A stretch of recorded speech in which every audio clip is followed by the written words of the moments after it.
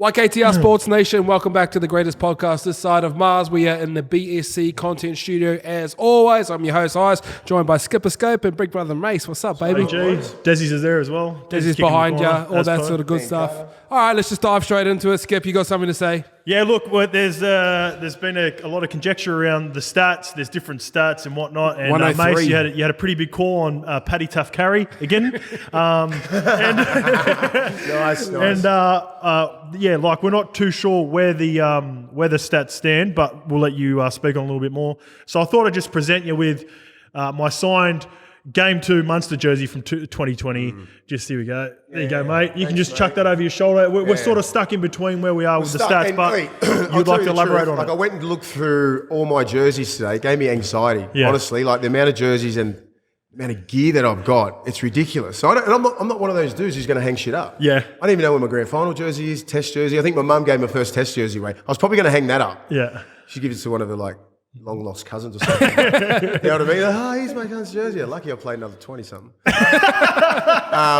Otherwise, I'll be in trouble. And then, so I've got all these. I've got Sonny Bill's New Zealand jersey. I've got Petro's. Then I was just looking for the box that said Queensland Origin because I've got Lockie's. I've got Cam Smith, JT's, Big Petro, like a GI, all these guns. And I'm like, I'll wear Petro or something like that. And I'm just like, damn, I couldn't find it. Okay. So I'll double down. If Queensland win, I'll go and buy a Puma one, the new one, and I'll go to somewhere and get it Peter printed. Wins. You can get it done at Peter Wins. I'll go Score. to Peter Wins. Yeah. See, that's a fucking trouble. That's out I'm not going out west. I'll Yeah. have to go out west, go to Peter Wins, and then get Carrigan on the back, and then I'll wear it if they win. If Paddy runs over 100. I've got to give credit. I've got to give credit to Paddy. Even if he does run over 100 again, I'll give him props because he was their best forward. Yeah, for sure. I watched that game again last night. Yeah. And the amount of tough carries that guy had, there was all coming out of yardage, and he still got over 100 metres. Yeah, it was a massive effort because when I was over in Perth, I had to do a lot of you got to talk to people and shit. Like you miss half the game because you got to talk to people. Everyone's trying to fucking annoy you. I'm like, just watch the game. What are you fucking photo for? Watch the game. I'm trying to watch the game. I couldn't see shit. But he played outstanding. He's a tough kid, and he's the future of Queensland. I mean, he was probably one of those kids who got thrusted into the captaincy as a young kid. Yeah. I think 3 or 4 games. Really stunted his growth as a player. Yeah, he probably thought, we were speaking about before. What do you say, in the huddles? What do you say? At that point, you played 3 games, and you got to try and talk to Darius Boyd. I think he's played over 200, 300 games. Yeah. Because they took it off Darius, didn't they? Yeah, they did. And then they've taken it off him, they've given it to someone else, and now he's thrived because his work rate is monumental. It's fucking huge. Yeah, tackles everything, does all the little things, man. He'll be in the I got a little sneaky one for you. I had a look at the market too a couple of days ago. To win the Wally Lewis medal, he's paying $35. So if we're looking at, and if he wasn't starting, I think if Queensland win, it's obviously going to go to Munster. But Kalen Ponga plays. Was good too. Yep, he was great, mate. Don't get it twisted off game 2 with the score line, because that 10 minutes in the bin that Kafusi cop, and people keep whinging about. I said, you got to watch the game. They had 5 penalties in a row. The ref had no choice. Yeah, he had no choice, but because he obviously when you're out there, you get warnings. Like, next one's going to go. The next one's going to go. He gave him 5 chances, and he still did that right in front of the ref, and it was probably warranted. Everyone probably thinks it was just like a knee-jerk reaction. You're off. Nah, it's 5 penalties on your line, man. You know what I mean? That's just the way it is. So don't blame the refs for that, and don't blame Queensland's loss for that. Just a quick one before we get onto it, Ice. How was Perth? You like Perth? Like the footy good over there? Watching it there? A little bit different? That stadium is the best stadium to watch. Is it? Yeah. Okay. I thought no. I thought it was going to be like the MCG when you just look at it, it's about 200 metres to see the Fox on the other side of the wing. Yeah. It was awful, the MCG. But this one, because it's built like that. Oh, grouse. The MCG is really wide and round. This goes up like the Coliseum, man. It's scary. It's scary good. The lighting that they have, it was just, it is a great place. It's a great place. It's a great place for rugby league. If it's played there in the next couple of years, you'd probably go over just to watch that game, because I've seen it at Suncorp. I saw it, like MCG, Etihad, all that kind of stuff. But that is, it was one of those grounds, an AFL ground, but you can play league there.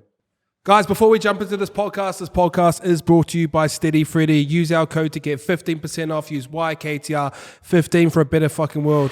On the show, we talk about champions a lot and try to pick in who comes first, but it isn't always the best to come first, especially in the bedroom. So guys, if you do want to use these products from Steady Freddy, use our code YKTR15 for 15% off. Back to the show. Yep. All right, Origin decider, Suncorp doesn't get better than that in rugby league. The coaches have stayed loyal. Forced changes with Felice and Haas. Do you like the new changes that have come in, Mace? Oh, I mean, I'm not sure if I'm sold on Jordan McLean, to be honest. Why not? Because he's played half decent this year. You know, like where was he for the last 3 or 4 years? I think it's a big ask. Like I'm talking, this is not game 2. It's not game 1. It's game 3 at Suncorp. You would have gone RCG? I'm not sure. You weren't sold on Regan Campbell after the first game. I'm not People signed. were high on him. You've got to look at body types these days, Yeah. especially in Origin. At club level, if you're a big body, you can get through all that sort of stuff easy. But like in Origin, you've got long levers and stuff like that. You can't pick 2 of them. You can't pick. And I was thinking, if you start Junior Paulo, do you keep Talakai and do you keep? What about our boy Radley? You know what I mean? Like I'd rather someone like him. If I would Radley rather had a kill on the with. weekend, I think he would have been a chance. But I think he's still a little bit underdone. He got HIA as well. Yeah, that's right. But I don't know. Like Jordan McLean, he's like doesn't really offer. Like that real power game. He's a big body, does all Melbourne things good because he's from that system. Yeah, he does all the little things really Yeah. good. He'll get through. I hope he kills it. But like just to be a starter, does he start or do you put Junior Paulo? Junior Paulo played like a beast He game did. too. He was unreal. He really bounced back bounced after a back. pretty He's a quiet good mould Origin for one. I Origin. told you all the middles will take that personally in game 1 and they'll game 2. You see how hard they ran? Yeah. Just that extra 10%. And now everything is equal. So Yeah. as you said, like subconsciously, Queensland would have been, we got game 3 at Suncorp. New South Wales, we've fucking got to put it all in for this game, and that's the result. You know, they played a perfect game, New South Wales, a perfect game, man. Like because understand what was it? We're only up by 2 at half time. Yeah. And because like Felice Kafusi got done with a minute and a half, 2 minutes to go, and then bang, cut out ball. Queensland That's the only time we got the looked lead. comfortable until then. Queensland, all right. They looked good, bro. They had no field position, so let's not get it twisted. I'm not getting it twisted. This is Suncorp. This is a whole different beast, game 3. Yep. And they got the same side. They've picked the young kid from Cowboys to fill in for Felice. And they've started Jeremiah Nanai. Yeah, Yep. so the other kid, what's And his Tom name? Gilbert comes Tommy on the Gilbert. bench. He's been playing some Yeah, outstanding he's football. been good, really been good. really good. He'll be strong. He's like a Crichton pretty much. Yeah, I agree. I like the Jeremiah Nanai coming onto the starting side. I feel like like he's, that. how do you feel about he that? needs to be out there for 60, 70 minutes to make an impact. 100%, I He's agree. got that freaky shit in him. He's one of those boys. He does his best work late too. yeah. Back end of halves, back end That's of what games. I'm saying. He needs to play some Yeah. big minutes. He's not that impact sort of player. Yeah. He doesn't come on like a Junior Paulo and all those and just goes bang, bang, bang. He's a silky sort of player, but he's tough as well. Yeah. And he's 19 years old. I know. Let's not. I know. He's going to This keep kid's got growing a into it, isn't massive it? career, you know what I mean? He doesn't look too big.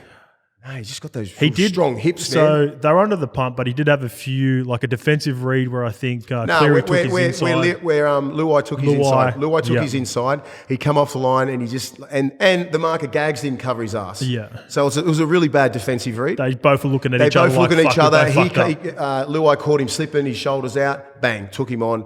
And that was probably his only mistake. And then they started scoring tries through the middle with Cleary, like a little bit of a dummy. He come up no man's land.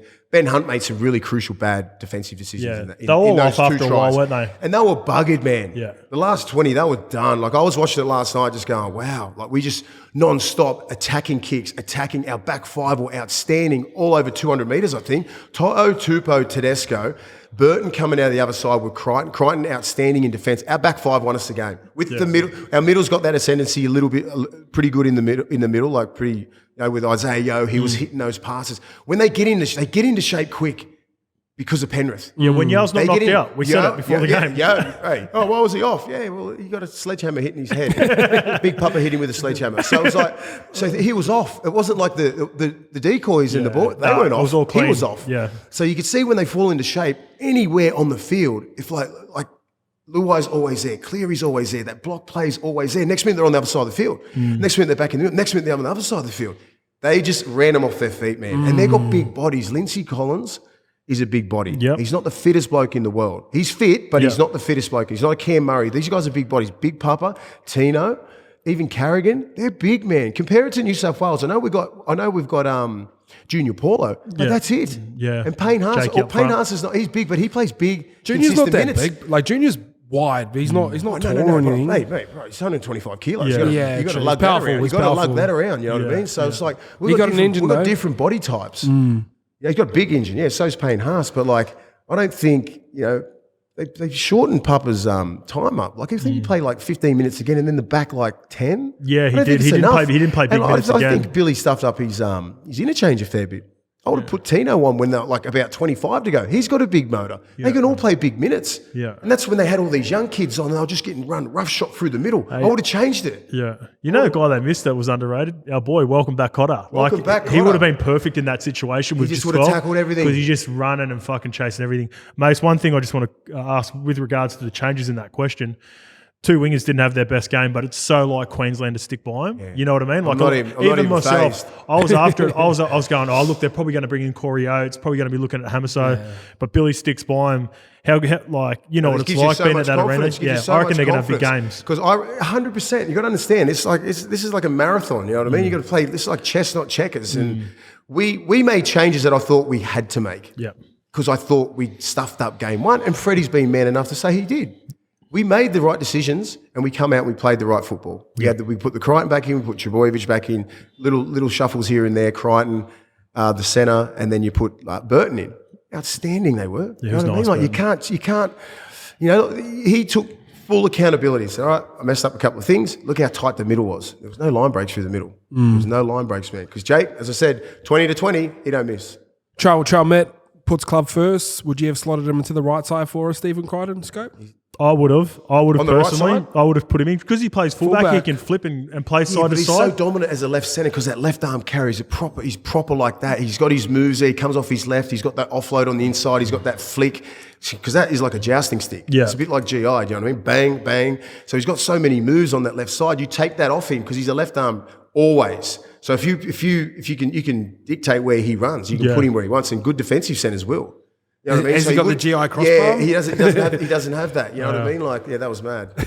That was awful to see. Ask Steve Turner. It's one of the great palms. One of the great Threw palms. him into aisle 75 at Suncorp. I just think Trell's a big game player. I think because he plays fullback. The last couple of years would really serve him well compared to just say if he was playing at the Roosters at the time and playing on the left edge. Linked up with Tupou again, even though they're on the other side of the field. I think that sort of dynamic and a similar voice would have. And that geez, you would know have been what? I sweet. think he would have handled it. He was in second gear against Parra too. Yeah, he was just trying to get through. He was. He didn't. He looked pretty comfortable as well. So the one big thing, with Latrell, a lot of people would have questioned where his fitness was I wasn't after questioning 10 that. weeks. I just reckon he would have been looked good. sweet. He looked good, man. He looked If they had comfortable. slotted him in, I wouldn't have had a problem. Yeah. But Latrell probably knew maybe a little bit underdone game 3. Does he warrant coming straight back into the team? Does he have that Andrew Johns sort of aura about him? Brad Fittler, only a few blokes can sort of slot back in and make a massive Especially difference. after such a big win. But they're big time. They're in the halves where they dictate a lot. He could just sit on the left edge and you don't get the ball like Queensland did because if they control all the possession like we did, it was like 60-40. Yeah. If it was 50-50, it would have been a way more even game. Yeah, but how Tony just didn't get any pill in the first game. That's what I'm saying. So you can sit out there, and Latrell's one of those blokes. He's a bit like Katoni. He'll sit out there for a little bit. He'll do some tough runs, but like he genuinely wants that good ball. Yeah, and that's what happened last year. He got good ball because the middles would dominate. A few offloads, Teddy connect either both sides. So I think he's probably made the right decision, and it's a selfless decision. I know I commend him on that because he's going to be like, hey, he'll be back next year. He's straight back in. I don't give a shit how good Burton plays this week. I just don't care. Burton's almost the perfect 14. But you got to understand, if you put him in that combination on that left edge, yeah, I think so too. Yeah. You have a look at that left edge when, just say Cleary put that kick in, and he just sort of knew it was happening, bang, straight onto it. Real soft hands with Toto. The ball bounces away. Toto knew the timing off him. You know what I mean? Not too deep, not too shallow. Nice, beautiful hands, straight on the chest, try. A lot of people. He made that shit look easy. Yeah, he did. Fucking hard. What about the other one? Jack Whiten, boys. I would have had Jack Whiten. I would as pick well. it over Talakai. Yeah, so would I. That would have been my change. I love Talakai as well. But the thing with that of Matt Burton there, say if a Jerome or Nathan goes down, Burton just slides in there anyway. Yeah. Talakai can slot in at a centre Easy. at a pinch. That's the way they think. And I that makes sense. think because of game 1, how bad we were, and he was a shining light in game 1 in an embarrassing loss, and we played so bad, but he played really well. Yeah. So everyone goes, fuck Jack Whiten, you got to pick Jack Whiten. Yeah, Well, he was just the only shining light in a really disappointing win, disappointing loss. That's all I think. And I think he played outstanding. But he's had a fair few chances in the, at 6 and at centre, and he hasn't really killed it like he did in game 1. But I wouldn't have complained if they picked Jack, Birdo, or Latrell. It's a good problem to have. Yeah, it is. I would have went, you know what? Whatever Freddie picks, man. But Freddie picks and sticks. Yeah, exactly. And no matter what happens, if they lose, everyone's going to say Freddie's wrong, but if they win, then it's fucking Freddie was right. Like it doesn't. Have a look at the 5-6 changes now. Freddie looks like a genius. Yeah, like now, exactly. This time, like a couple of weeks ago, his head's on the chopping board. No, it's not. Yeah. So last time they won New South Wales, 2005, up at Suncorp. Yeah. Pretty crazy. It's been a long, long time. Why is it taking that long? Obviously, besides the Queensland sides that they knocked out. The dominance. What's the key to winning up there? I think these young kids, they haven't had the trauma that we went through of getting pumped at Suncorp for 3, 4, 5 years, 6 years. Like the whole 2010s. They don't have that trauma. None of these kids played in that. Yeah. They've beaten Queensland three times at Suncorp. This is a different kettle of fish because it's a decider. Yeah. But that's the stat too. It's a decider stat. It's a decider. Yeah. So we got beaten the last decider up there in Wayne Bennett coach team. Yeah. Which was different circumstances, the COVID and all that sort of stuff, back to back to back sort of thing. No, got our pants pulled down by the great man. And I just think these kids don't have any trauma of like us getting bashed at Suncorp, you know what I mean? All that kind of stuff, It's just like the Cleary doesn't really care. Luai doesn't care. All these backs, they haven't been up there getting their asses kicked. And respectfully to the teams that you had at the time, Mace, around those times, there was like 4 potential immortals in that team. And Queensland, as much as we love all these boys, like I love Munster and that, they're like this when they're not at that level where Cam Smith and Thurston and GI and that. No. Because Cam's, I think more so collectively because they have a crew. Exactly. They probably Munster's the only one that would be in that, even in that conversation. Best spine in the history of sport in rugby league. Yeah, ever. Cam Smith, like JT, Lockie. Or do you think Cronk? Do you think Cronk and Thurston? Do you think Cronk and Thurston or Lockie and Thurston? What was more dominant? Yeah, I don't know. I had to play against both. It sucked. and then GI, and then Bill out the back. It's almost like that Kobe was he better than 8 or 24, and his stats are almost exactly the same. What's Who happening? knows? I said, Lockie's retired. Thank God we might win one. No, JT's 5'8" now, and Cooper Cronk's halfback. Good luck with that. Spanner in the works. Nico Hines rocks in with COVID. Did he go into camp? Do you know if this is... Yeah, he was in it. He was in camp, so potentially this little virus could spread out across... No. Shit, he's all right. You reckon? Everyone just drink their Dr. V Bender protector. Get a bit of BSC in you as well. I don't think it's going to... I don't think it'll... If it does happen, are the boys keeping it under wraps? 100%. Can they do that? Can you legally do that? Yeah, man. Do they have independent doctors come in for that shit? Yeah, wait, it's Origin game 3. There's a lot of shit. If you can get knocked out and play. If you cough a little bit and you'd be like... You can spear tackle someone and it's 6 again. Yeah, whereas this is the one. This is the one where... Watch the guys with media bands coming up into this next week because if they're on TV and they're coughing, the boys going to be going, get them out. But they'll hide that stuff. All right. Scope, strengths for both teams as well. So we'll just start New South Wales.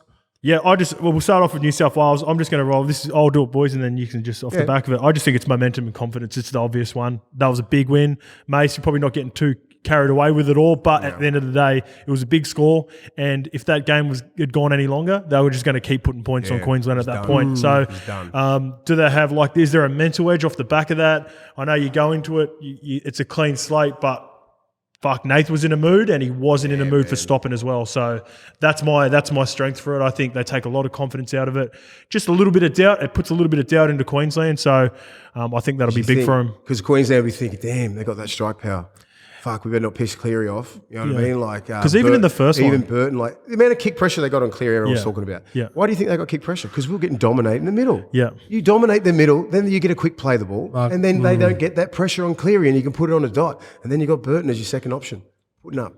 That was the scariest ball. And when you think back to the Queensland Game 1 performance, as impressive as it was, they nearly tied it with the fucking 2 minutes to go. We played so bad. We played so bad and we still nearly won. Yeah, so that's the difference for me. If I think momentum and confidence. Yayo had just reached out a little bit. A little bit more hip Tony thrust. Yayo. Tony Yayo. Perceived weakness? Suncorp that's the one we've addressed it already, but there's a reason. Sometimes when you think you overdo stats, you go into things like I've played in it. I don't know, for whatever reason, when we were at Manly, we could always beat the Sharks. Sharks had good teams during that period, and it goes with stadiums. These things become what's the word for it, Ice? Like Placebo. there's a reason that these runs happen. It's because there's just something about it. There's just a vibe. It's a different spirit, There's man. just a spirit. Like, and you go into those games. Have you watched the game up there? Like an Origin game? No. Nah. Oh yes, I have. Yeah. The different, game bro. that It's different. fucking Justin Paul picked up. Steve Price. Oh, dropped the yeah. game out. I played Residence that game. That was the game I played. When you play there, it's like probably the scariest place to play, but the most exciting if you're a New South Wales player, because you come out and they boo the shit out of you. You can't even hear. Just say, man, you're yelling at each other. You get so pumped up, and then they make you wait out there for about 3 or 4 minutes. It's a long time, 3 or 4 minutes. Yeah. And so you can cop the boos and just cop all the hate. And then all Absorb they it. do is play all the last shit when they've won stuff. And like, so the whole crowd's into it. Everyone's so pumped. All it is like a reflection of how shit we are and how great they are. So if you watch the big screen, you'll be like, that's what I say, don't watch a big screen. Because it's straight in your face, and you just start mentally that's what I say. They haven't got any trauma about getting beat. Yeah. You know what I mean? So don't look at the screen, just look straight ahead, because all they're doing is playing Cam Smith with the trophy like that. Billy Slater scoring tries, GI palming people off. All this shit, man, it's just like if you're a young kid, you're looking at it going, fuck this. Fuck, we're gonna lose. And then they run out, fire flames like they're all fucking gladiators and shit. And you're sitting there going, and then they run out, and it's just the adulation that they get. It's the only thing that I'm pissed off that I never got. Yeah. Like and you watch guys like fucking David Stagg and that run out, cop all that shit and that love from that crowd. And then I'm like, damn, I want that shit. Yeah. Even though we get more crowd down in New South Wales, we just don't get that love. Yeah. It's just like, it's deafening, it's scream, it's just, and then, man, it's off its head. That's why, like, if we've got good senior players, which we have, and we don't have the trauma of getting smashed up there, I think we can block it all out, deal with it. Yeah, there's a lot of Do you recent reckon you history. get too high on energy first and you dip out too early, or does it scare you? No, and you it got to feels like it's heavier? you got to keep your shit like level. Yeah, you got to like really live in the moment, understand what's going on. And this is up to the coach. You know, Bedsy will be saying it, Freddie will be saying it. Love the whole thing, love the experience, love everything about it, embrace it all, and then once the kickoff thing, and deal with it. Because people don't realise from warm up to actually kick off when you're in those types of big games, when there's you warm up anthems and inside everything. too. You warm up There's inside, a lot so of you time. can't It's really. like I only had it 15, for the 20 GA. minutes, bro. You can't really peel off as hard as you can. You Yeah. know what I mean? Like, so it's on that, you know, people warming up in your shoes, and it's like you can't really get that grip. You know, you do the warm up. Yeah, that's ugly. Yeah, it's not happened in the good. GA. So you hit you're trying to get this power. Like some people just wingers need to like bang. They need to be out there. Yeah. Need to Kickers. really explode. But you can't really get that. So sometimes some people come out. It's all right. You're already warm. You get all that energy and everything like that. You just get ready. Yeah. You know what I mean? It's about 7 or 8 minutes until kickoff. Yeah. That's It's a good long point. time. That's why they re-warm up. You know what I mean? When you go out there, it's a long time. So you need to stay in the moment, understand what's happening. Don't get carried away with the crowd. Don't get all like, get emotional, embrace it all, and then just take it out when the whistle blows. I love the point where you said looking up in the big screen. Do you remember in 2000, this is lesser degree, obviously this is Super League, 2016 when we were playing for Catalan Dragons, the Geese, Jerome Geese, our assistant coach, he was playing, we were watching video on Hull FC, and Frankie Pritchard destroyed the comp over there that year. Yeah. And he's just running over everyone. I'm looking around at all the boys. He just showed clip after clip of Frankie Pritchard running over people. Don't do it. And I ended up I was like, can we show some clips of him like not getting back to A&D and stuff like that? Because I love Frankie. Exactly. But all that was showing was him running over people. fucking And highlight I'm looking reels. around at all the Frenchies, and they're a all highlight going, reel. They're all over the shop. Speaking manager's of trying to Frenchies, get him Jason over. Batiri's coming in later on. But I remember watching. That's the same sort of thing. You just don't do it, because you watch that shit. Because when you run out, it's just there and it's there. Yeah. You just got to stay focused. On that. You got to talk to players and all that sort of shit. And that's why you have great leadership with Freddie, with Bedsy, with Fitzy. All those blokes are there. Yeah. And they will tell you how it is. If you haven't played at Suncorp, like Jordan McLean hasn't played at Suncorp, in a decider, he needs to understand that. He seems like an even keel sort of dude, so I think he'll deal seems with it. chill. He seems very chilled. And I'm happy for him because when he hit the scene, he got a couple of real rep jerseys pretty easy. Yeah, he did. Yeah, Pretty easy. He got an Australian jersey, didn't he? Got a couple of tests.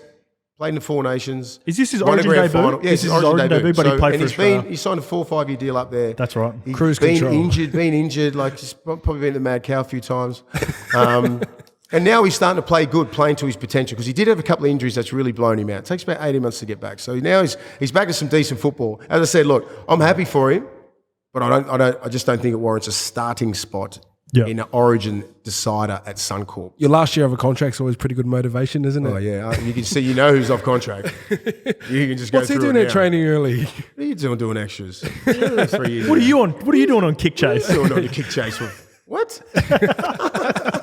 All right, well, before we go into X Factor scope, let's just go strengths for the Queensland side. Okay. Oh, for me, they've won and lost together, and I'm talking about they've been able to keep the same team together for the first 2 games relatively. With New South Wales making so many changes, there's about 5 guys in that team that New South Wales that have won and won well. Yeah. Whereas like with the Queensland, they've pretty much lost together. They've kept the same squad. They haven't really changed anyone apart from injury. It's been Xavier Coates and Felice Kafusi that have missed out for personal reasons. So I just think it's been the majority of the same team that's been in camp together.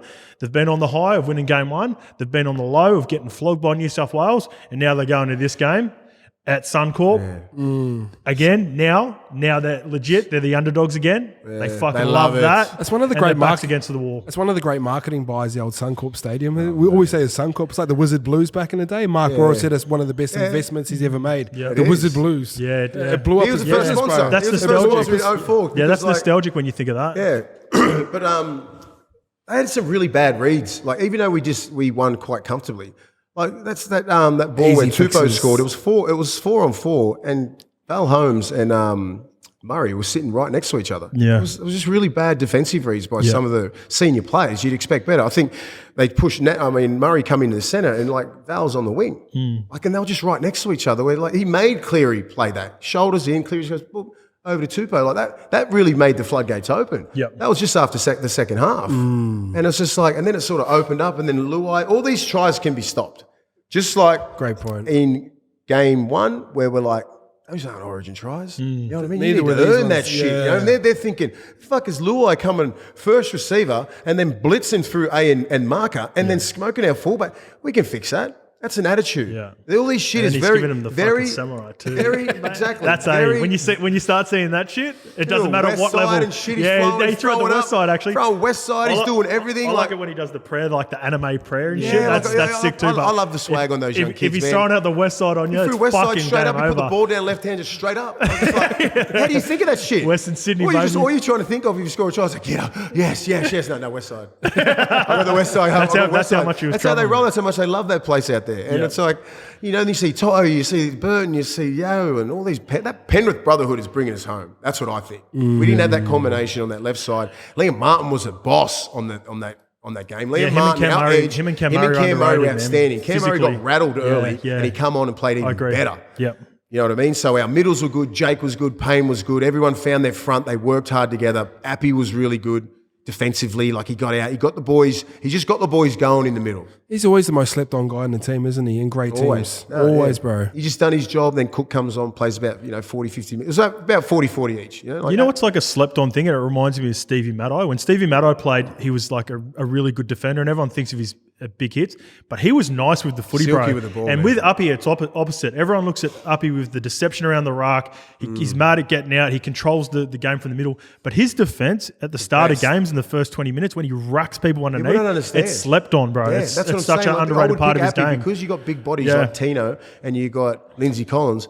Just say if I'm a big bloke, I'm not running at Appy. Yeah. I'm running at Payne. Yeah. Because I want to be hit up top because they don't dip like I agree. that. And you get worst place to tackle me is like straight in the guts Yeah. and the legs. You just wrap straight up. And it's Nothing just like, worse when you got the bumpers up. Yeah, and just you- like that. I'll be like straight in the Just gets guts. right under the ball. You know what I the mean? ball Like, might and so pop up. and he's got that perfect tackle tech.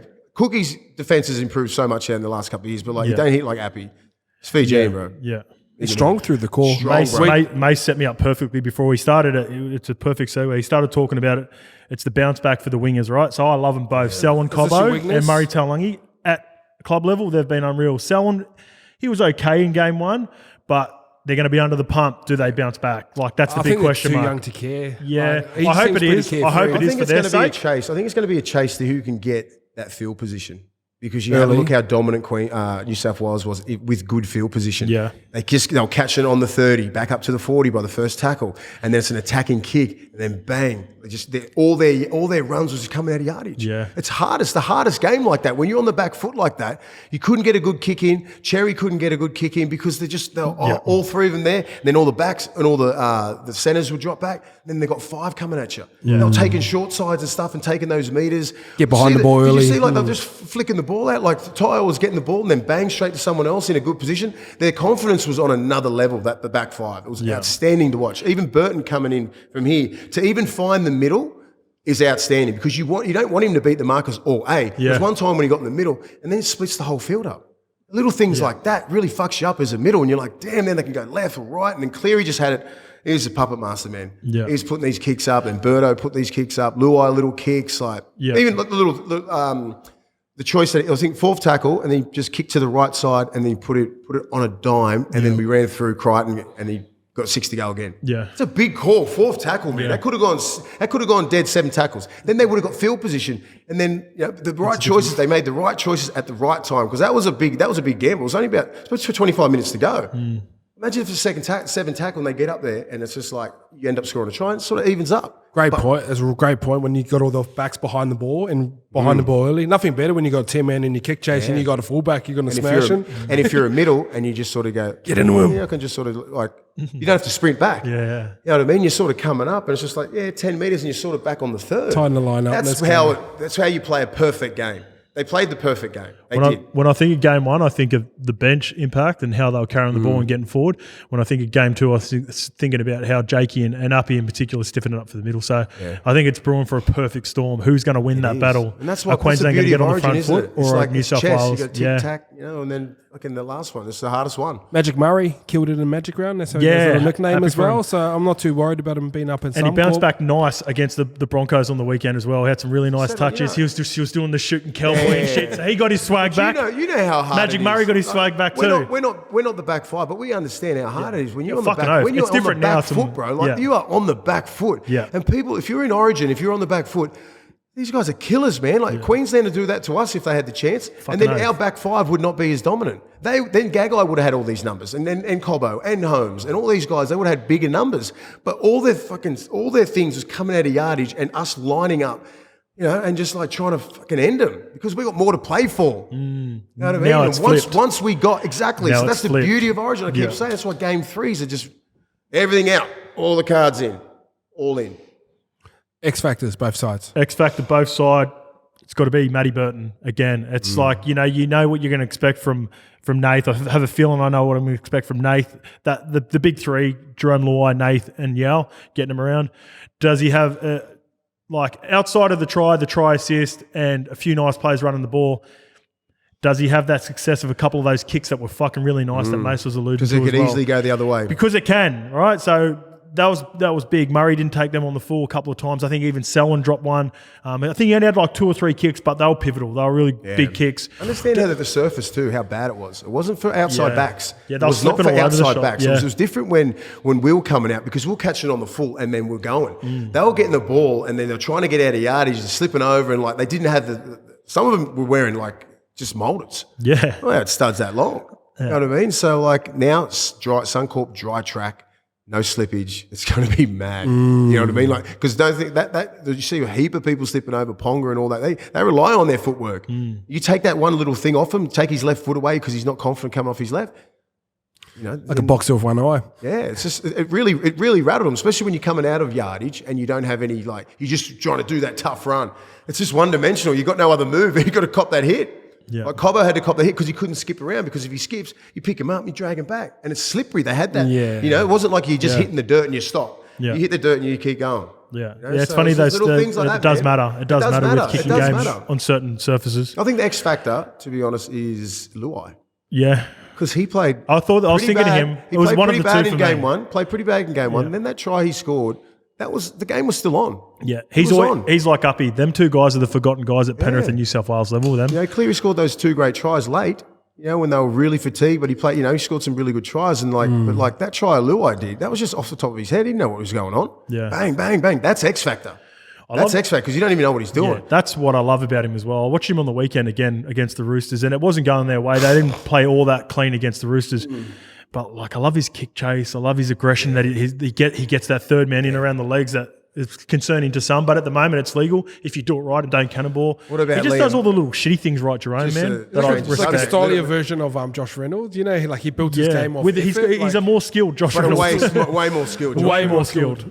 And that's respectfully to the grub as well. Yeah, but what about speaking of those cannonball tackles, man? Come on. You see Liam Knight on the weekend? That was a bad one. I haven't seen it. That's the worst one I've seen. The guy's got to do it.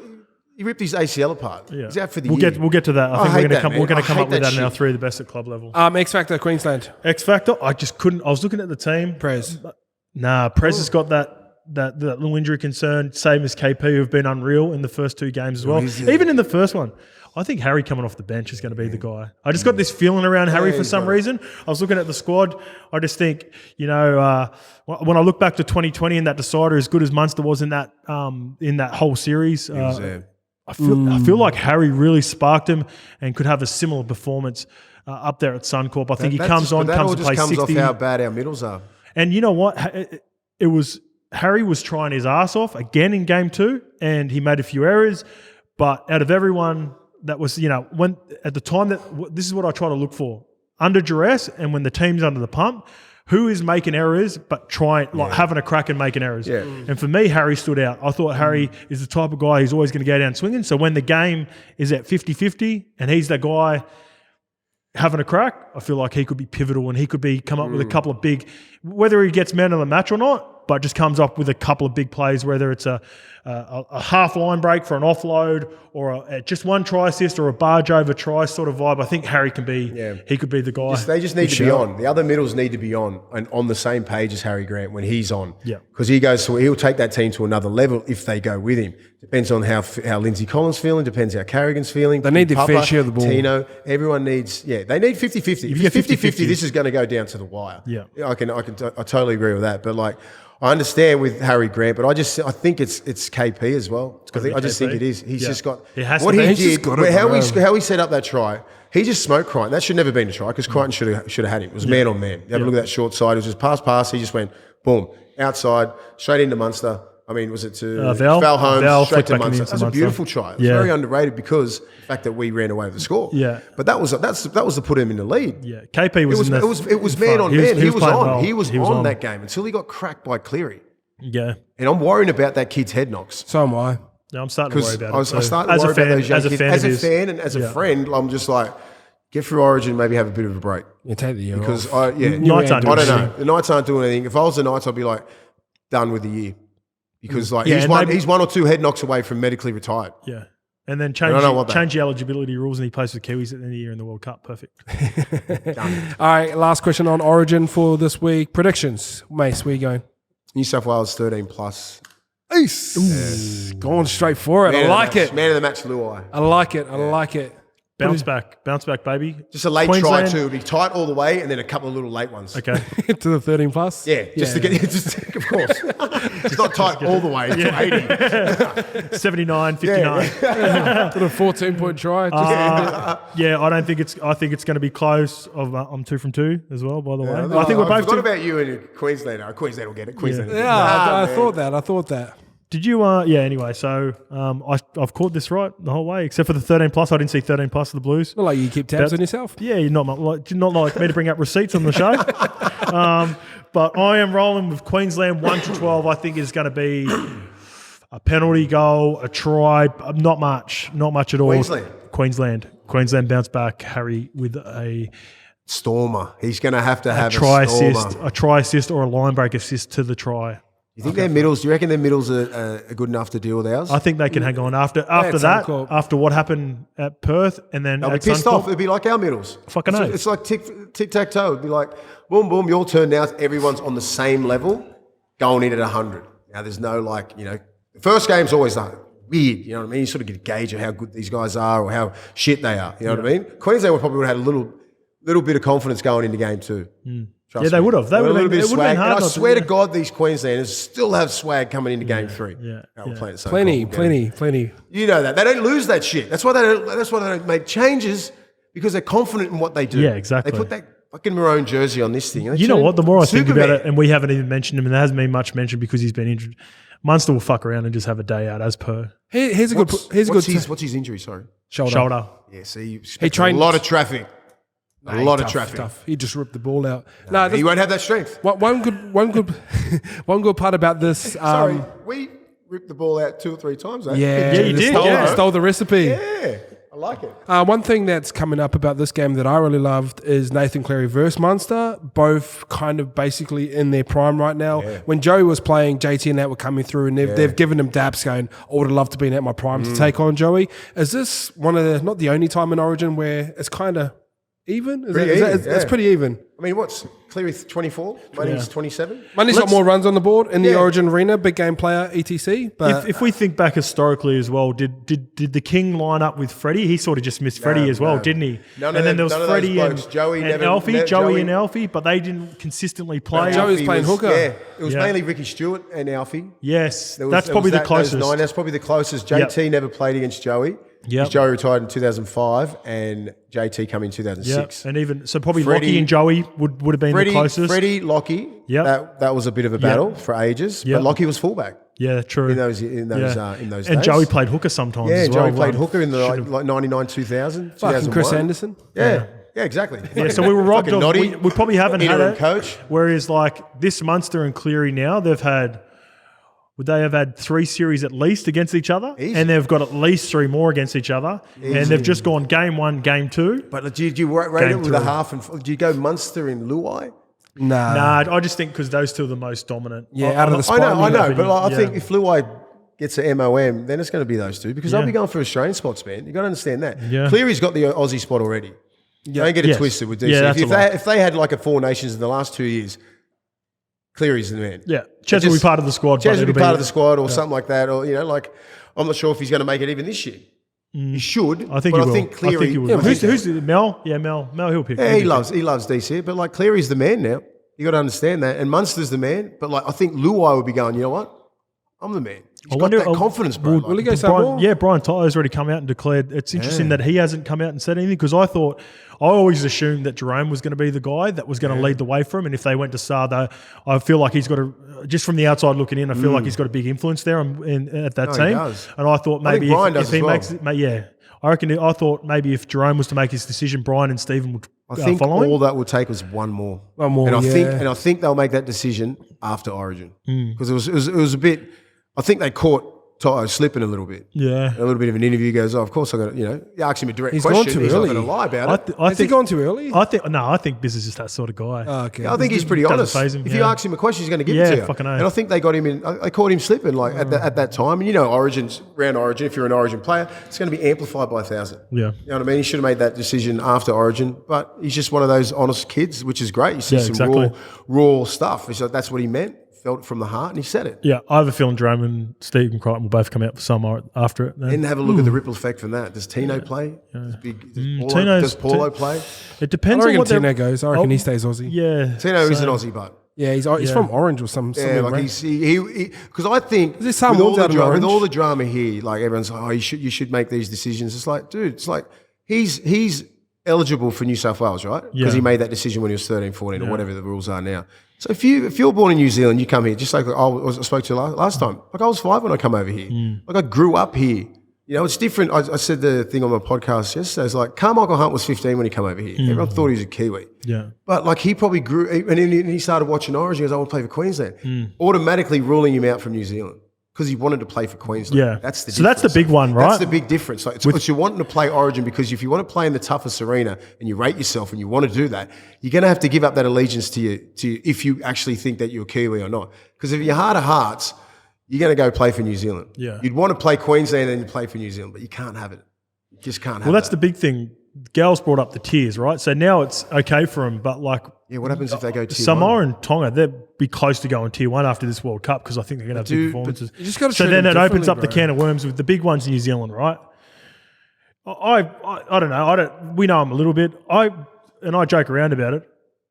I have a feeling, KP, if he had the opportunity to play for Queensland or both New Zealand, I have a feeling Tony he would. Carroll I did. have no idea. Remember the rules? Tony Yeah. Carroll played for New Zealand, then played for I'd like to think he would Queensland, anyway. then New Zealand, then played for Australia. Played with Yeah. Australia in 2004 and 5. Yeah, It's that's weird. right, yeah. So Did Brad Thorne do something similar, or did he go to All Brad Blacks? Thorne played Yeah. Queensland, Australia, All Blacks, back to Queensland, and then back to the All Blacks. Yeah. So like I don't know what the rules were back then, but like you got to understand these kids that are brought up in Australia, they want to play Origin. You know what I mean? And then they want to go back and play for Samoa and Tonga. It's fair now because they're just playing by the rules. Yeah. But as you said, when you make them tier 1, that'll make it difficult. Yeah. Then you got to really make a choice. So here's the perfect example, right? Our mate Fozzie. We all love Fozzie. Fozzie was born in Auckland, moved over here about, I think, 5. a bit later, about 9 or 10, but he's still got that strong Aussie accent like myself. Would you have been opposed to, over the years, back in the day, if Fozzie had linked up with Piercy at Origin level and then played for New Zealand at the end of the year? Would that have bothered you? No. So it wouldn't have bothered me as well, but... I just really wouldn't. I just think you got to treat him as separate identities. So there's like New South Wales Wales it's and different to Origin what it was stand on its I own. don't think that should ever happen again. Like with the Tony Carrolls and Brad Thorns, because obviously people don't understand. Like I think Buzz was trying to say like, oh, this is the selection to play for Australia. There hasn't been a fucking Anzac Test for 5 years. Shut up. You know what I mean? Like, understand what's going on in society and how the NRL is run. You know what I mean? Like we're trying to get our best athletes and the best competitive people. Look at it out like there. a business, right? Look at it like a business. So when I first started, it was 5% Polynesian. Yeah. You're talking 50, 60% now. Yeah. So you know what I mean? Like the boys are dominating. The brothers are dominating the game. Yeah. That's why it's hard, because you rip all the Polynesian boys out of that Aussie test. That's all they worry about is Australia not dominating. Agree. There's Agree. about That's the take there, 13 bro. fucking people that'll come out of that Aussie team. Out of that Aussie team and play for Tonga, Samoa, or Fiji, or somewhere like that. That's why they're pissed off. When I was playing, you're going to take maybe if I want to go play for Tonga, Petro want to play for Fiji. Yeah. Brent Kite maybe play for Tonga. That's it. Yeah. 3 people out of your test. No, who gives a shit? You Yeah. take 7 or 8 starters out. Yeah. Then you start whinging. That's the only fucking reason why they're whinging. Because Australia's used to this dominance. Agree. But understand, That's the now take, it's bro. like That's 50 the or take. 60% Polynesian. So that we are dominating the game. That's why everyone's sort of shitting themselves. You've got to make your allegiance to this and this. Yeah, that's Because the what? underlying issue, But isn't it? But That's that the is the issue, bro. underlying That issue. is You it. know what I mean? That's what it is. This international football needs to grow. Yeah, it does. And we can't dominate for the rest of it. Like, look at the All Blacks and look at Union, how it's run. It's fucking pretty even. Yeah. No one goes out. New Zealand doesn't dominate all the time. Australia's had their little moments. The Frenchies are pretty good. The Pommies are good. South Africa's pretty good. If we want to grow the international game, we've got to let these players play. Yeah. And Yeah, I play for agree. Samoa, play 'Cause for how much Tonga, of play a- for Fiji. Because it also, it would strengthen those international teams. For instance, like just say, Well, at least if you'll be at Stephen Six Crichton, Nations. right? He's a good example. Stephen Crichton's probably, respectfully, the 4th or 5th centre picked if everyone's fit. Like they'd probably roll Latrell and Tommy if they were fit. There would be Val. Val would probably be over, Val maybe Gags. Gags, right? These players, and then just say if he declared for Australia and go and play for Australia, that'd be a disservice to Samoa not having him part of that team. You know what I mean? So just have the boys play Origin now. I think it's common sense. I think it's leaning that way. Whose decision is it?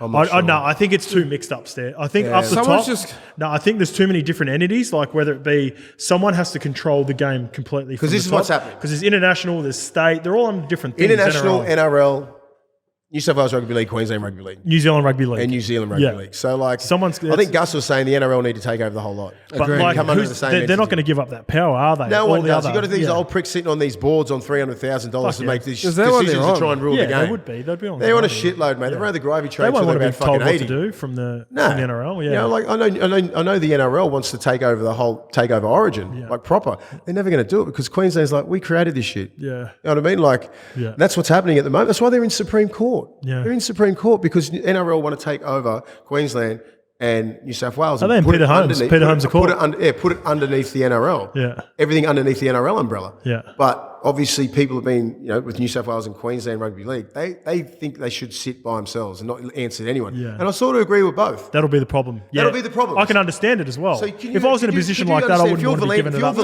you're not If giving you're out Valandi's 300K. going to Queensland Rugby League going, we want to put all our people in this place, but like, fuck off. No way. Yeah. You do that to New South Wales Rugby League. We want to put our own CEOs in, general managers, all that kind of stuff. Yeah. No. Yeah. We're good. That's what they're thinking. I understand everyone wants to come under this one umbrella NRL, but I don't think it's going to happen. No, I don't think so either. All right, rolling over to Clubland. Reece Walsh coming home to the Bronx in 2023. Chance Nickel Clogset, immediate release to the Wars. I love all this type of stuff. It reminds me of American sports and all the trades and stuff. Warriors not doing business with Redcliffe, which I don't mind, to be honest. Scope, let's go here straight off the bat. Just in before we even get into the Walsh situation, getting the compensation that we talked about in the office yesterday, said with getting that. Tamari Martin, he caught it. He goes, if you were going to let him go, right, because he's still got a year left in his contract, I'll let you get into you knocking back Redcliffe, Mace. But to get Tamari Martin back, and getting Chansey come up straight away out of the Raiders.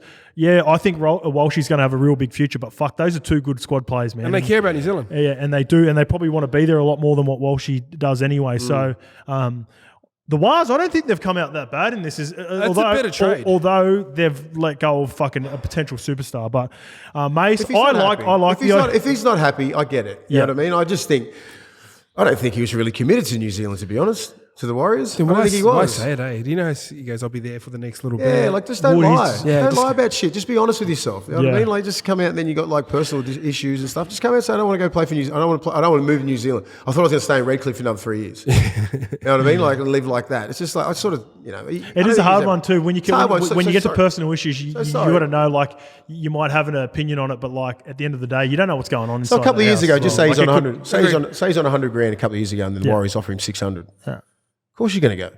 You know, like you're going to sit there and you're going to sit behind the fullback there, and like they didn't really give you a position, did they? So he's like, the Warriors come in, he's like $500,000 for a young kid, probably even more. Of course you're going to take that to play NRL, and then all of a sudden he's got to make a decision now, and he's just like, I sort of want to stay here. I understand from him, like, because players are in power now. We've empowered players, so they can do what the fuck they want, and I applaud these players for digging their feet in the ground, and saying, no, I'm not going. I've got issues or whatever it is. You can do what you want now. So you're concerned with him coming out and saying that what it was about a month ago. I think that stems back to the pettiness now that the Warriors are showing towards Redcliffe, because I think that was the issue back then. It was Redcliffe coming knocking. This is just me reading, been around in the game long enough, not speaking to anyone. My thing is, I don't care what the reports say. I dare say Redcliffe have been trying to fucking get a few players that are still contracted. How they do it, I don't know how they do it, but I'm just saying. And that would have been to knock back the Redcliffe thing. So for the Warriors then to go be petty and go, all right, if you want to go back, you go to the Bronx.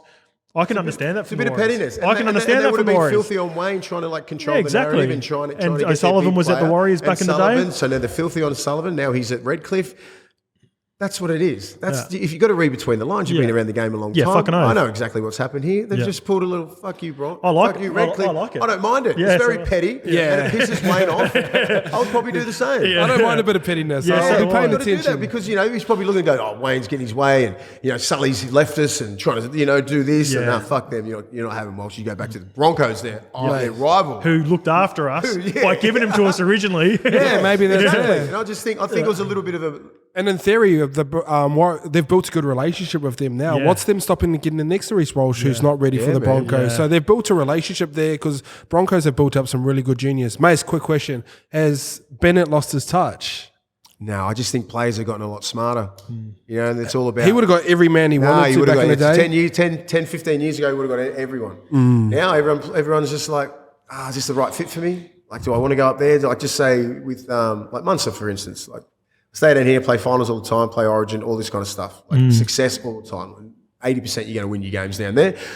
Do I go to a place where I'm just going to get flogged by 50? For the first year, you go through rebuilding again. Regardless of Wayne Bennett, you're just going to go, I'll probably stay here. And after next year, that's the thing. Then he can make his decision. But you're not going to get a kid like Munster right now. Like, because he's like, I know his contract goes next year. I'm interested about this. I reckon he's going to do his best work November 1st. Bennett.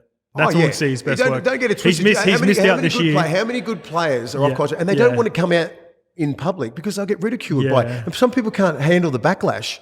Not many people are built like that. They've got to force to do a fucking interview like you got to do an interview. Did. You know what I mean? Like, so you got to do all this sort of shit, and you got to be man enough to deal with a lot of shit from social media, from all your fans, from like just say your own teammates, all that sort of shit. Not many people can handle that. But when it's off season. And you're not around the group, all that kind of stuff. It. That'll be his time. All dead. That'll be his time where he's going to be doing. He'll be doing all these moves, man. Sully and all these other guys working for him. He'll get a big dog. I'm not worried about their forwards. I'm just it'll be a tough year next year for sure. Backs, they'll make it. That's why he went out and bought Melbourne players because the culture that they were set at the start will be Melbourne. Yeah. Because you've got And- 4 of their starters right now. And Redcliffe got a history there as well. I heard Gus talking about the Gold Coast Titans where they don't really have an identity. It's not about playing talent or coaching. There's who are they playing for? You look at Redcliffe, they've been a club that's been around for a long time. They've got great facilities behind them and great sort of business people behind them backers. as well. Good backers. That's really important. And you got Wayne Bennett as your coach. I don't think he's lost his touch. It's just a matter of like, because it's a whole social media sort of game now. Yeah. You just got to play. He'll play the game as well. He evolves like the best of them. I reckon Wayne Bennett, person to person, would be. I've never dealt with him anything, but if he sat you down there in that chair over there, Scope, he'd be pretty impressionable. Right. No, Wayne he walked wants into you the one, he sheds. wants you one-on-one. Yeah, that's the what I He'll mean. get you. Wayne walked into the sheds one game when we played the Dragons for Para because they had a relationship with Steve Kearney with the Kiwis. Yeah.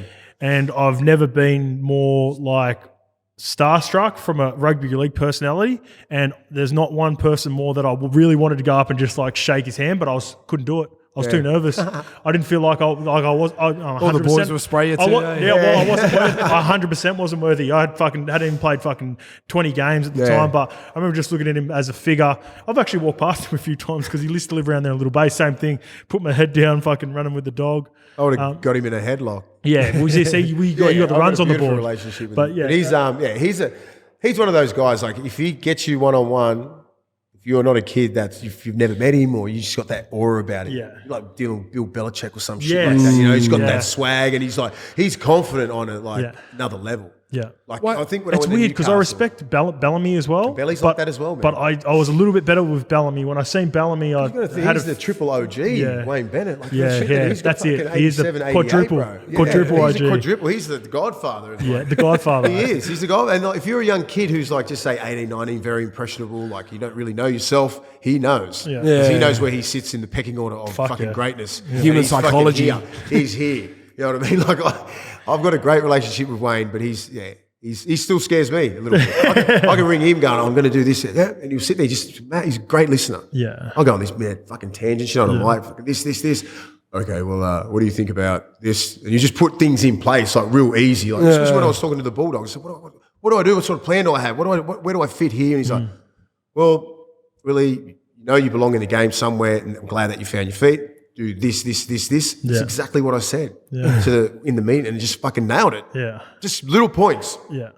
He goes, don't talk too much. Yeah. I said, Yeah. He goes, I know that would be hard, but just shut your fucking mouth for once. Hey, quick question, mate. You said you came over here when you were 5. How tall were you then? I don't know. Pretty big. Were you always I was just very- that I was very massive lean. kid? Like my brothers, you just remember my brother's monsters. Me, he's like 6'8". So I was always this little brother all the time. So I was Les. just like Big Les, right? He's one of the greats. He's the goat. So I was always tall and sort of lanky, sort of skinny. You know what I mean? And he was always chubbier, and we just grew up. Like I remember when I was like 16, I was like probably like 5'9" or 15, and then I grew from that to 6'5" and 115 kilos in year 11. Fuck. Not one bit of weight's not nothing, just genetics. Yeah. Yeah. And same as Les. Les was Yeah. this little fat kid, and he was like same height. And then year 11, he was like 6'6". Yeah. So we just grew like just naturally. You know, little sister still stayed the same height. Brother's the same. My younger brother, 6'4". Yeah. All right, so we both agree great trades from both teams. And can you see there's something happening a bit more in the NRL with these types of trades where I think it works for everyone involved. Even I with agree. Canberra, with the headache that it was causing down the bottom, it looked to be like not playing Charnsey. They've put in all their chips into fucking Xavier Savage, so then that takes away that head noise. And then you've got Raps that can play fullback at a pinch. So Charnsey goes to somewhere where he's going to be Happy. respected and liked, and it's home for him. Got his They get kids there. Tamari Martin coming next year. Well, the only one that misses out is Redcliffe. But yeah, A couple of years Redcliffe's ago, the he only got one's out Dally of this.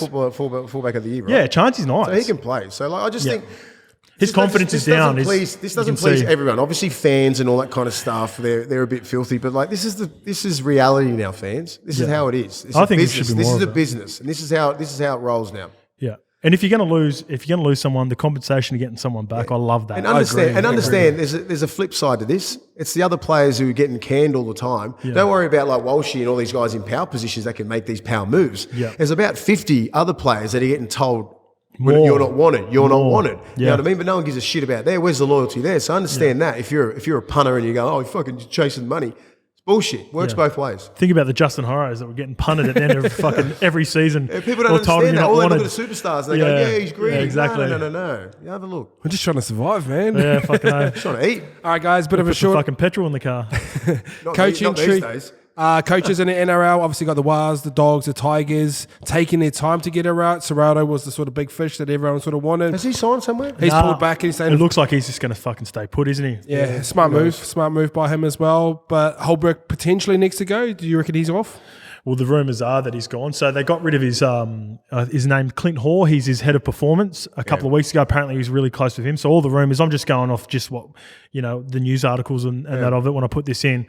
The reports are he got rid of his right-hand guy and the writing was on the wall. It's bye week. The Gold Coast got rid of the Hoare. Hoare. So he was his head of performance. You know what it's like, mate. It's fucking, well, let's look that's their guy. Look at Baz and Ferris. Yeah. They both went. So it's like... So, mate, like as with coaches, you'll probably see him captain's run, field stuff. Everything else is the head of performance guy. Like you got him in the gym, you got him doing con, you got him doing warm up. They blame the performance coaches for a lot. You probably end up fucking around with him more than you do the head coach, really, on a weekly basis. Have a look what Todd Payton did this year. He fucked all those performance guys off and sports science, and they just went, "You're going as hard as you can." Indeed, and that's what works. They just did all footy. You've got to have that old school shit.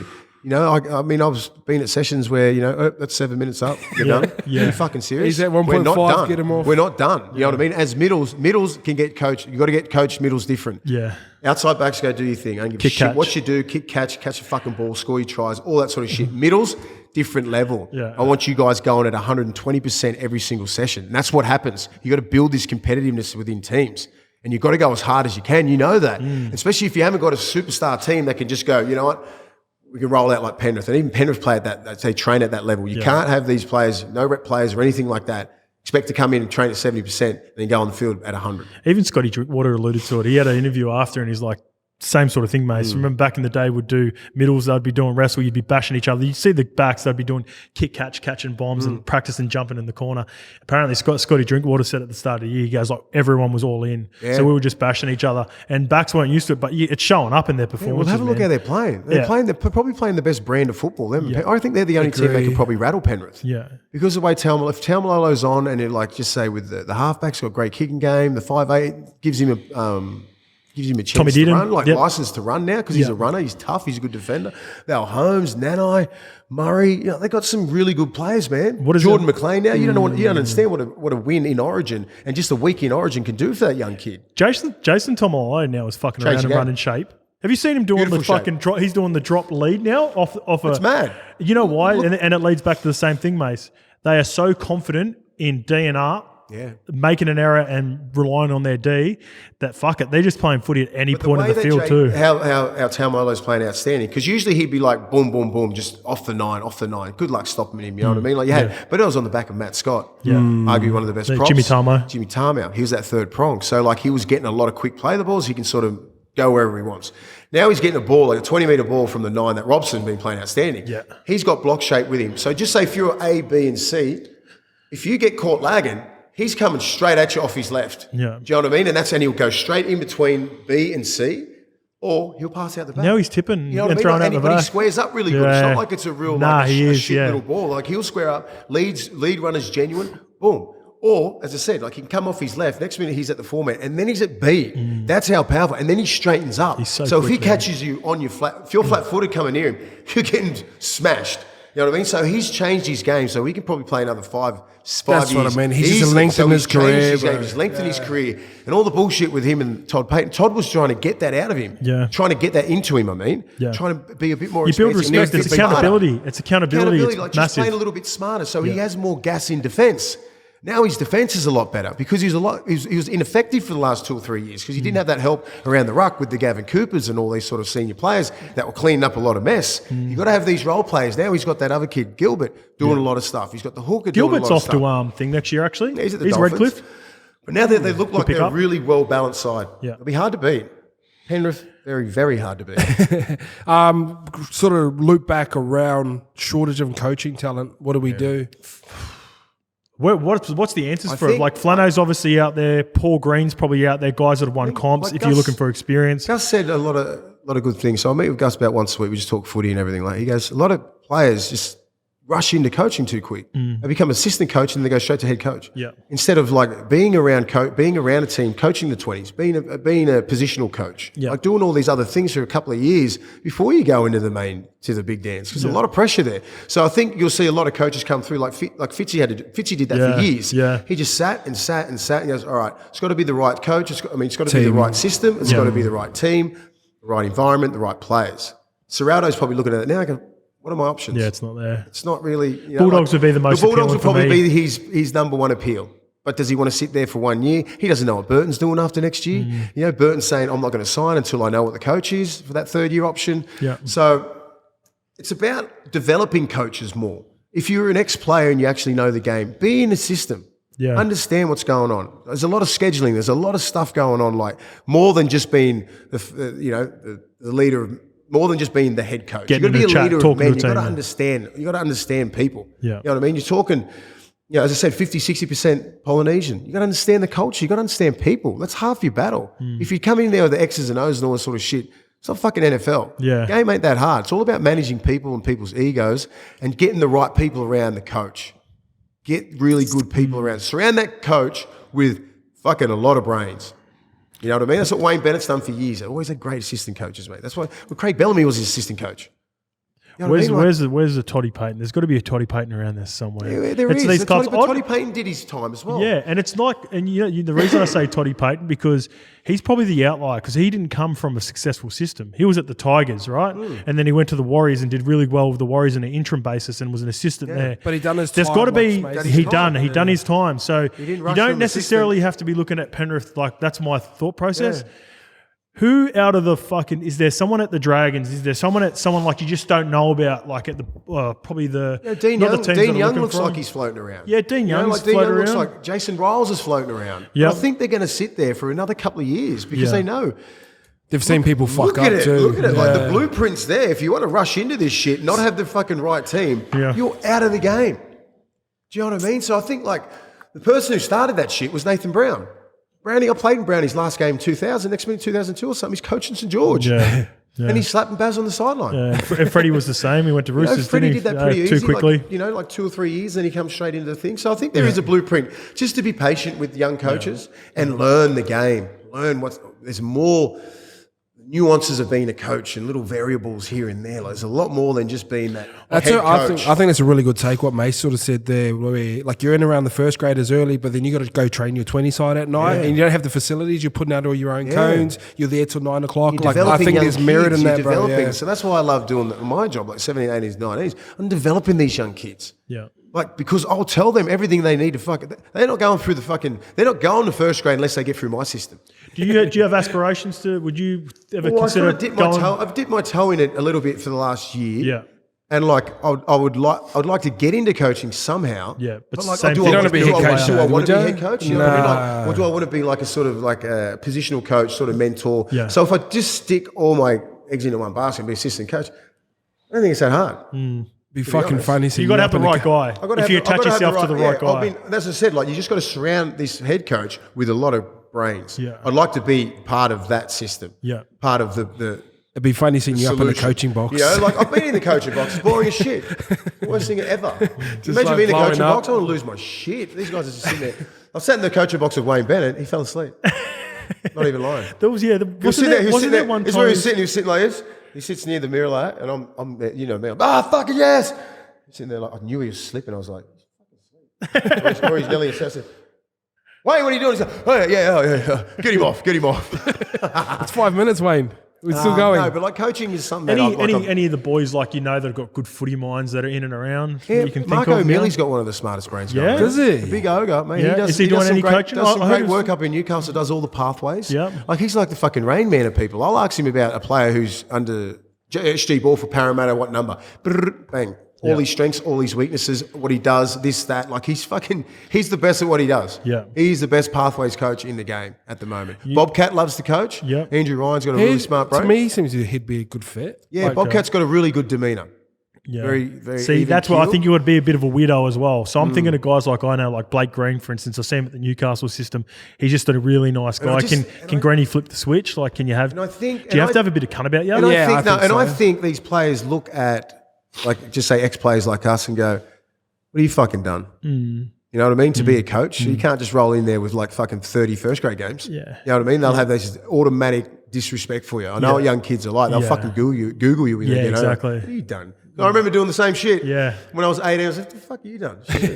There's nothing worse telling me what to do. There's nothing worse than because it spreads like Wi-Fi as well, doesn't it? Like you're sitting in a video session and you're not why he's buying in the club. You know, you'll find out because he knows him and him. Yeah. Like he didn't earn that shit. You know what I mean? Like so, like I know And a lot there's of so players much do of that, it. and there's so much controversial and bullshit and politics in coaching. It is. And that's probably what I can't deal with. Yeah. If I do actually want to go further and further with it.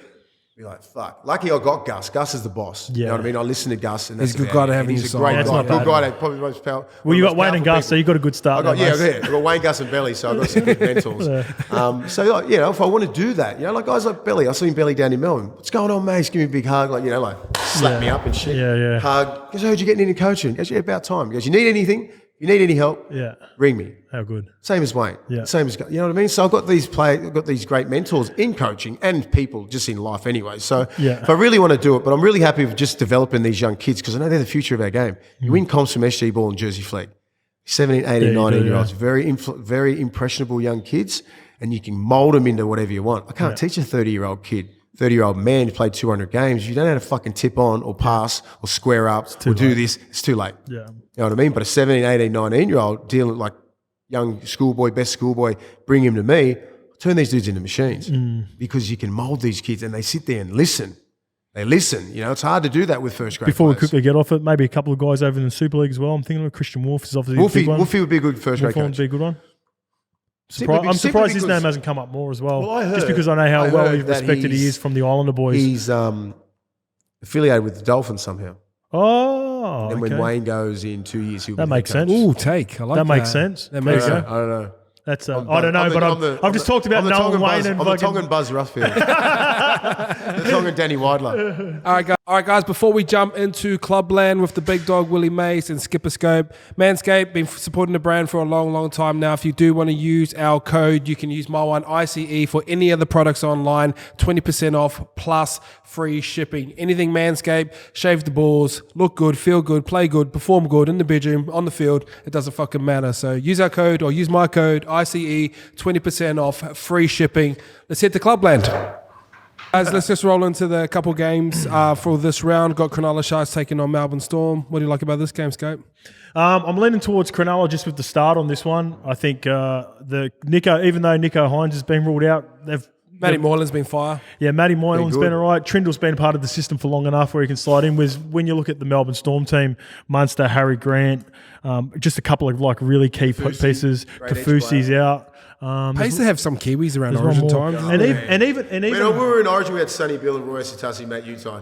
Yeah, you're sweet. Fine. I wrote down And Grimaldi. Yeah, big I lobby, wrote down a 100 little point tackles a game. when I was watching the Manly Melbourne game ice, and we talked about it at the game. They're just missing that Pappenhausen or Nico Hines of the past. You know how when someone's missed. So for instance, Munster missed on the weekend, and the narrative at the start of the year was, Jerome and Pappy, they can win without Munster, but Munster can't win. Like if the other way around. Nah, fuck, they should have got towed up by Manly. It's just Manly fucking had a lapse for fucking 10 minutes. But apart from that, they were dominating the game. They're just missing, in the last couple of years, they've had Nico that plays 14 or fills in if someone's out. A couple of years before that, it was Pappy for a minute. I just think they're missing that guy now. Like Nick Meaney's playing 6 for him. I think if he was that guy, he would be at 14, I reckon. he would have been in there around Penrith time. But he's had to play fullback, he's had to play wing. I just think they're sort of missing that guy now. Yeah. And Depth, Sharks man. at home. Finucane got knocked out in the Melbourne Storm game at the He's start of the another year. one to worry about. Finucane, head knocks. Yep.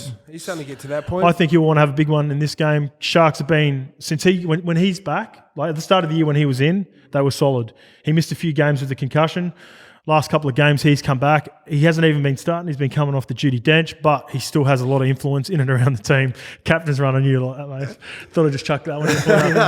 Mace, Sharkies 280. You throwing some money on that or what? Yeah, I backed Sharks. Yeah, you like the Sharkies as well? Just simply because Munster's out. Yeah. And Harry Grant. Like that's their X factors. They come right back to the field, as you said, because like they've always had that feeling for the last Origin. They've always had a lot of Kiwi boys and that backing up. Still got Brandon Smith, all these sort of players, but I just think the Sharks will get him. Yeah. Even though it was a pretty Pappy looked to be a little bit hesitant at the back. But it's his first game back, same thing, hammy injury. Still look nice. Well, yeah. I mean, let that ball bounce a couple of times. It's like, you know what? It is what it is. He's got more confidence than that. He'll get so much confidence out of that game. Yeah. And you know what Manly's like when we play at Melbourne. Even we Everyone gets up for that game, man. Brookie, like I was like, oh. It's again, it's one of those things you one get of up those for. games Whether you get up, it's hard to win or not. You know, so Yeah, I like the Sharkies with the start in this one. Huge. Overs, unders? 37.5? You'd think unders because they're going to be a bit of a Where is bash it at? fest, and Where is it at? it's supposed to Last clear bit up. sunny. Oh, this Where's is it in tonight. Sydney? Yeah, it's supposed to clear up tonight, Shark Park, or whatever it's called now. All right, second game, Newcastle Knights, your old crew, going on against South Sydney Rabbitohs. Yeah, I'll back Newcastle. Ooh, Yeah, I just think 245, they they look would have had good. that confidence just having no KP last week. yeah. They Gags haven't is lost the only anyone, other they haven't one. lost anyone else. Gags, Gags. who's the big pommy winger? I like him. Dom Young. He's come good, bro. Hey, Like, he's speaking come of good. He played receipts. awful. He played Speaking of awful at the receipts. start of the year. I'm just going, go No, back to he England. played kid. awful. He played Go back to awful England, last year, and mate. now, last year I was just like, he's way off the pace. Now he's play twos, Yeah. no fear, Yeah. coming off the back fence and just splitting blokes. We were watching him play because he's a Huddersfield kid, and I just got back from the Super League. I was watching him with interest too. I love the fact that he'd come over at 19. No one knew who he was. His name wasn't a big name. He came over, proved himself. He'd be doing I watched some him in damage the in trials. Newcastle off the Fuck field, yeah! off when, the field. when he's going back for the World Cup, baby, he's going to be fucking running a market leads, going down glamour. City, He's a glamour. going down Tiger, City Tiger. Centre. Oh shit! Tiger on the Tuesday. He's Yeah, going to be sweet. Tiger. Shit. Fuck. Anyway, so in the preseason, I've seen him just really develop, and he put those errors away now, carries the ball strong. He's still 20 years old. He's going to be a first grader, man. He's easy an NRL player. I just think, Is that the model for Newcastle to start peeping over the pond? yeah, I'm not sure A if few there's of that the much talent. teams down the bottom should have a look at a few young guns. You got to get it right. It shouldn't be hard to sell Newcastle. You know what I wouldn't do? I'd be doing what you're doing with Dom Young, getting young players that are on unders that you can just see enough. I'd look at fucking traits. I'd look at body shape. body types. shape, all that sort of stuff. Skills. Don't go get Sam Tompkins. Respectfully to Sam, who'd been over and played for 10 years and was just like, he was just a product of being over. And Zach Hardacre, like they were good Super League players, but they just were There's never a going to. difference. You got to get, as I said, Yeah, you got to go get and those check young for body kids. shapes, young kids that haven't been moulded into the Super League yet. Yes. Because it's a different game as well. Go get him young. Like apparently Leon Price's kid, Will Price, is a he good looks player. silky, bro. Yeah, Yeah, apparently he's a good still player, good. Leon Price. Yeah. If he had to come over here when he was younger, he would So- have been a so gun. his Was he the son- same height as you? What is big. Yeah, he's big, huge. man. So his son is a telltale Moan sort of body shape. Yeah. A Monet, sorry, I keep calling him a Moan. Nah, he'd be bigger than Telltale that. He'd be taller than Monet. that. He's taller than him. He's a runner of the ball and he's quick too, bro. Like, Yeah. No, he's not as big as Leon. But he's only, again, big, right? 19. But there is a little bit of but it's up to those young kids to go, all right, well, I can deal with it. You know, they don't want to leave their little shanties. You know what I mean? Yeah.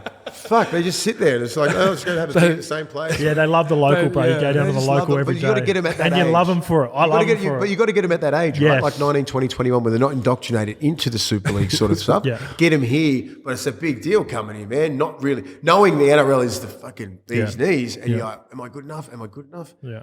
Yeah, they need to have that ambition as well. Some of them just don't care to play. He's going to be that player that people are going to look at and go, well, if he's doing it, I'm doing it. Yeah. I love that. There are some over them, you would have remembered it, like even at Wakey, right? So They all think they can play NRL. you played a whole. No, when you watch NRL, like you're watching, they go, NRL friends, like that sort of fucking. And they mock you for like watching games.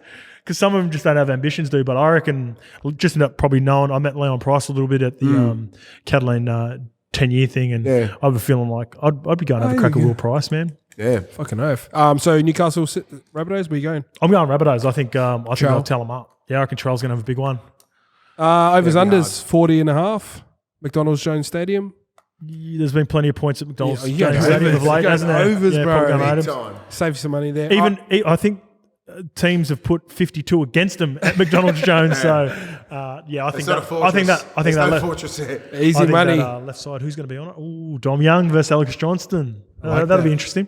Yeah, easy money Just to be Latrell made. made a difference, didn't he? Straight away. Just He his was silky just- hands and just his presence out the back. Presence. You know, it's like Confidence. Everyone else had confidence. Cody Walker Yeah. went to another level. Everyone else just looked chilled because he's back. Like Cody just like Big playing Dog's those back. little flicks and it was hitting people in Yeah. the chest instead of like going back. I was like, 'Cause you that's know the sort of what? it's a confidence that he has. 100%. And Cody can do those flicks and flick it out the back. When it's Latrell can catch it. Someone can wedge on him. He can just go go- bang. Yeah, But can be when it's behind a little Marty. fucking Laffy Taffy at the back. Blake, Marnie, shake it like your Laffy Taffy when he's at the Laffy back. Taffy. When he's at the Shake back, your you Laffy got to put it fucking right on the Yeah. right on the breadbasket, nice and early. So it's just a difference. Shout out Like, McCollum. Battle of the West, Battle of the West Saturday, Leichhardt Oval, a little bit of sun there. West Tigers paying $4 going up against Parramatta Eels, the box of chocolates. I have a feeling they're gonna fuck me, but. This is a scary game. Do for not Para. go Tigers. I'm going. No, I'm going Always Para. up. I'm West going Para. Tigers always up, eh? Yeah. Well, Tigers can win these sorts of games weirdly, and Para can fuck these games up. But I don't think Para's surely gonna lose this one. surely they don't do it for the third time. No. Tigers at the start of the year coming last, bang. Bulldogs at the start of the year coming last, bang. I think the Tigers are coming last again. I could be wrong. If they're not, they're coming second last. Titans. Oh, Titans are. They're probably second last. If Para fuck this up again, Yeah. There'll be legit, you know how much I love him. Fuck, Right bro, after. they'll be going after him, man, if they lose after this. Arthur. And even if they don't win convincingly, I You'd pick reckon, him up straight away, BA, if I he's on would. the market. BA would go. He'd be first. Like Bulldogs will get him. Yeah, Yeah. well, that's the rumor, isn't it? Like, there's that one floating around where I don't know if you've heard this, Mace. This is just around the NRL mole sort of vibe that if BA was to become available, then he's first choice for all these clubs, and then 100%. Serraldo He goes to trumps Para. everyone. Serraldo to Oh, Para. okay. That's He's the good. Donald. He's the Sir Donald. All right, having a bit of a bet on this one, 12.5 for West Tigers. well, That's I've a good gone shout. Para. I've gone Para for smacking Yeah, a few I went lines of Para as skip. well. So What, minus 12? dual bags, little show and play I just short think to if it's a dry lane and ground, wrap around. I think last week's football was just blown out because the weather was awful. Like the Cronulla Bulldogs game, Canberra Illawarra game. Like, you see the difference. We're not a wet weather game, are we? You watch that game, Bulldogs in Cronulla, and then you watch the Cowboys in Brisbane. I was like, fucking hell, what a difference. It's polarising. It was like watching Wakey versus Hull FC. Yeah, it was just awful. Then watching Origin on a dry track. All right, last game of the round. Brizzy Broncos taking on St. George Illawarra up at Suncorp on the Sunday. So I'm going Dragons, man. same. Broncos got a fucking heap out. Kirk Capewell, Selwyn Cobbo. Payne Haas is injured. Carrigan. Haas. still got some pieces there. Fuck it, but that's some good names. Some good names. Still got. I think Reynolds might still be got out. Katoni. Nah, or is Randy out? Is I he? think he would be. He played. He wasn't back last week. He looked hesitant. Yeah, he was looked going hesitant against the Cowboys. He was going into the line like. And that's his bread and butter too, Ren. That's the biggest thing about Ren, his toughness and going to the line. wasn't But it's a going broken near rib. there. You know what it's Yeah, like, mate. And they were hunting for him. And you mate. got to play on him too because you just for needle people, it up. It was like. For people that don't know, rib cartilage injuries, it's Yeah, sore I as felt fuck, sorry but for you can him. play on them and you can get needle up on them. I had him at fucking over at Catalans and I missed a week and then come back and played. I felt it for about 3 weeks. Yeah, you don't get over it until you get a bye or something Yeah. like that, or have a couple of weeks off. Because even when you think you're fine to come back, it's like, It's one of the yuckest places to put a needle man. to. You're like, oh. and just like even when. Like, if you're a middle, like, I know I love Reno, but I'll be fucking fucking chomping oath. his ribs to bits. And who's over there? Jack DeBellin, Oh, mate, Tarek Sims. they're all hitters like that. Jack Bird, That's where they Jaden hit. Sewer. Frank Jaden Sewer. Oh, yeah. Frankie Molo's coming off the bench. He's coming off the Jesus. Judy Dench with his See? fucking brother Yeah, Mickey. they're aggressive, St. George. Yeah, They yeah. hit hard. So, like, That's one thing That's they why are. Reynolds was a little bit hesitant going the line, because if he goes to the line, he's going to get jammed. Yeah. There won't be any cheap shots or anything like that, I hope not. But, like, No, you got to put pressure on you him. got to put pressure on him. And then, like I said, that's Ren's biggest strength, and that's why he sets up so well for his And even outside like numbers. on kick pressure, you know what I mean? Like, you can still get a little jab in there. That's Yeah, peanut bro. butter. Well, they're the underdog. I like the Dragons for a win. Yeah, I got They're 208. Look, they cost me the last leg against the Raiders as well. Fuck, they're boring to watch at times, the worst Dragons. game But ever. fuck, you know what? They're winning. They've low Winning key. ugly like that. They've low key won 3 from 5 or fucking 4 from 6 or something. You know. Benny's at the top of the Dally M too. Yeah, isn't he would be. So they're Again- just that little sneaky team. Again against the Raiders, like Hunty's game management at the back end of that game was the difference between Jack White and lack of. At the That's back. the thing with Dally M's. I just say if they're in a decent side. St. George is a decent side, but they've won some games now. So when they do win, he gets 3. Yeah, no one's taking He's points off responsible him. about that. No one else is going to take. You're not going to give it to anyone else. Well, he would have got 3 against the Rabbitohs Yeah. when they tailed him up, and he would have got 3 against the Raiders. The Raiders, and he was in front. So he's fucking kicked away He with could fucking 8 probably weeks to win go. it. Yeah, If he doesn't Hope he miss does. any games, like hopefully, touch wood, he plays the whole season, and they make the 8, maybe top 4, maybe top 6 easy. well they're 8th. I think they're 8th. Are they 8th? I think they're 8th. Yeah, because they knocked Well, They're Raiders. not tagging a 6. Who knows, man? Remember at the start of the year, it was like it's a roller coaster with them. At the start, I was like, man, they've got some good young kids, and then they dropped all the young kids, and they're playing a negative style of footy, and now it's working for them, so you weird, can't eh? knock them. it's weird. Like Anthony Griffin's that sort of coach. Like he's defense first, but like a 4-point lead for the Dragons is fucking home with 30 to go. Like they don't hold on. They don't do any 7-tackle sets. They run it on the last. Very disciplined. Good spine. Yeah, they throw it to like Max. He throws a questionable one to Ravalawa, but it's a knock on and it goes He out. needs to pick those moments, that kid. Yeah, Lomax, he's got all the skills. Just like little things. I was watching him again on the weekend, Why are you like flicking before it like we that? move off him.